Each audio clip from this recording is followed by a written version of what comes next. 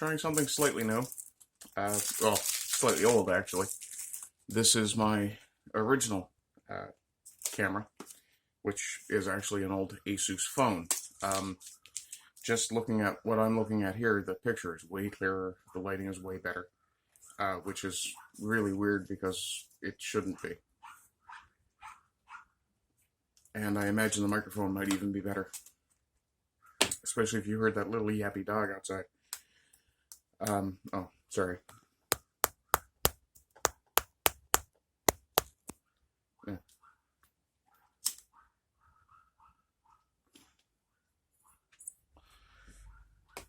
In any case, if this does work out, this device will end up permanently being at home here in the shed. And from time to time, I will, I'll do some woodworking videos and things like that. Right now, since we're talking about woodworking, right here, this white chunk here, that's actually the seat from a give or take 100-year-old chair that is in my mother's family. And I'm not exactly attempting to restore it because, first, it's not really worth restoring to, I guess, a brand new state. But also, it's got some serious damage. I mean, it was a family item, so it was probably beaten pretty hard. From the look of the end grain, and I apologize for going into arcane woodworking terms, but from the look of the end grain, it looks like on the seat, on the back of the seat itself, it looks like it sat next to a wood stove for a very long time, and the end grain essentially got fire hardened. I tried sanding some of the dark color out of it once I had the paint and the varnish off. Not happening. No. Also, the chair wasn't particularly high quality when it was made, which is evidenced by the fact that when you take the seat and flip it over, you could still see where it was rough sawn. However, the techniques that went into it are very good. There is some interesting dovetailing used to create a three-piece seat, which, because this chair was completely covered in paint, somewhere around 6 layers, was impossible to see. All you could see was that there was a crack. What you couldn't see was that that crack was actually 2 pieces of wood that had been mated together with what looks to me like hand-cut dovetails. Though it may very well have been early industrial work. And the precision that was put together with is very impressive, considering the chair is about 100 years old. It may be more like 80 to 90, but and it was low quality in the first place, but it was made in such a way that it was not going to come apart. Some of the glue joints had weakened over the years, so of course pin nails were used to hold it together in places. Once those pin nails were removed and I was disassembling the chair for cleaning, I discovered that some of the glue, some of the original glue, was still rock solid. And it took quite a bit of work to break those joints. The fortunate thing being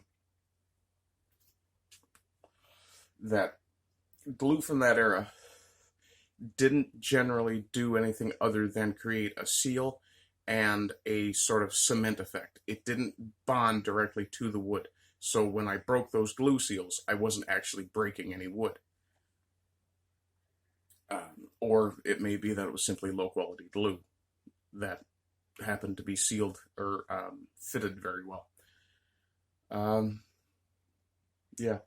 So now, yesterday I was picking paint out of a flute section on one of the legs, and it looks like I discovered a bit of rot, but it may simply be that the wood was wet when it was initially painted. Not surprising, it's Newfoundland. It's a very humid climate.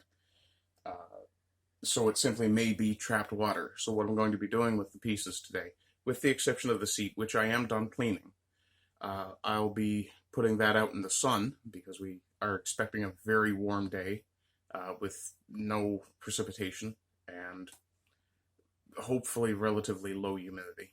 Again, Newfoundland, so 70% is extremely low humidity for us.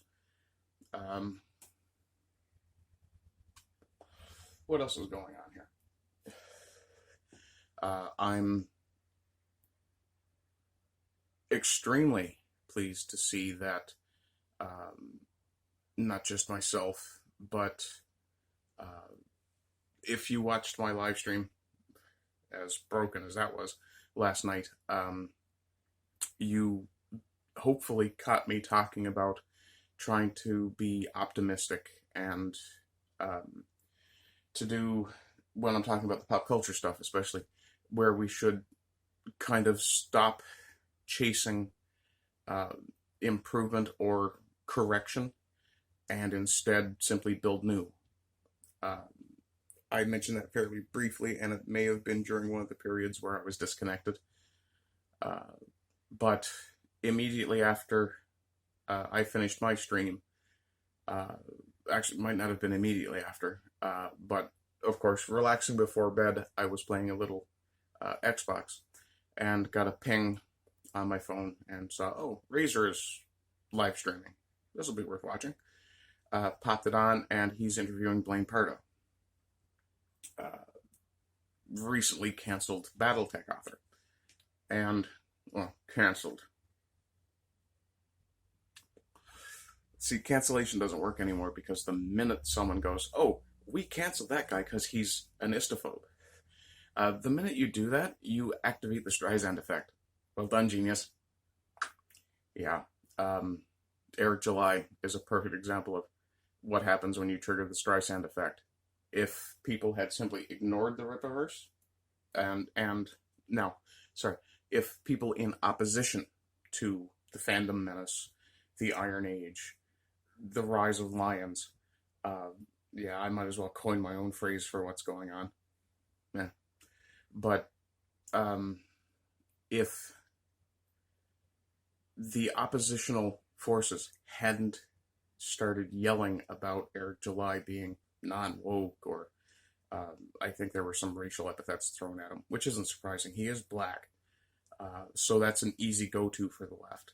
They seem to be very racist for people who claim to be anti-racists. But they're redefining everything, so maybe anti is now the new philo. I don't know.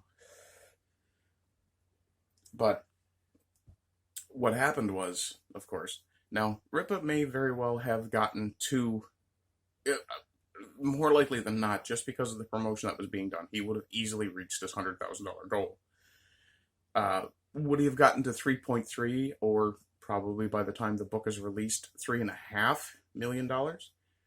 Probably not. But if nobody had gone, don't look at this, don't look at this, don't look at this. Yeah. Yeah. It's kind of like, well, just to bring a bit of American politics into it real quick. It's kind of like Pelosi refusing to answer a question and then pushing the mic down away from herself and then walking off stage abruptly. Yeah, people notice that kind of shit, guys. You're not exactly hiding anything by doing that.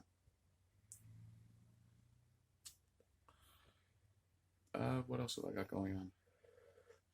I'm still having problems with my sound on my streams, and I don't know if that's from my voice. I've been having some sort of throat issue. I have a doctor's appointment tomorrow, so I will be mentioning it.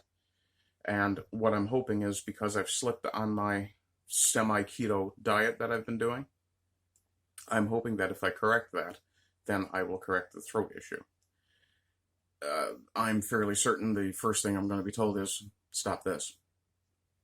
No. Or at least, no, not immediately.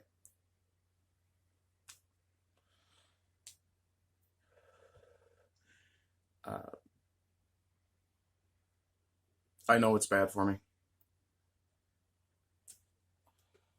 But for me, And this is not medical advice. This is a personal story, a personal testimonial, I suppose.